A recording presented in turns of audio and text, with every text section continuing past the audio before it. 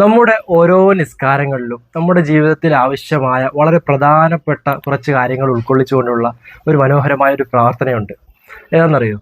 രണ്ട് സുജൂദിൻ്റെ ഇടയിലുള്ള ഇരുത്തത്തിൽ നാം ചെയ്യാറുള്ള ദുആ. ഈ ദുആഇൻ്റെ അർത്ഥം പല ആളുകൾക്കും അറിയാത്തത് കൊണ്ട് തന്നെ നമ്മുടെ നിസ്കാരങ്ങളുടെ ധൃതി കൂടുന്നതിനനുസരിച്ചിട്ട് ഈ ദുആ ചുരുക്കി പറയുകയോ അല്ലെങ്കിൽ ഇതിനെ സ്കിപ്പ് ചെയ്തു പോവുകയോ ചെയ്യാറുണ്ട്. എന്നാൽ ഈ ദുആഇൻ്റെ അർത്ഥം ഒന്ന് ചിന്തിച്ചാൽ മനസ്സിലാവും.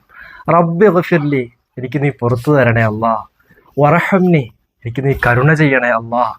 വജ്ബുർനി, എൻ്റെ ന്യൂനതകളൊക്കെ നീ പരിഹരിച്ചു തരണേ അല്ലാ.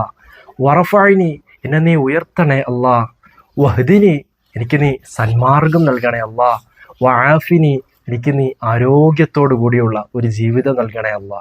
ഇൻഷാ അല്ലാ, നമ്മുടെ ഒരു നിസ്കാരങ്ങളിലും ഈ ദുആ നാം സ്കിപ്പ് ചെയ്തു പോകാൻ പാടില്ല. അത്രത്തോളം പ്രധാനപ്പെട്ട ഒരു ദുആയാണ്.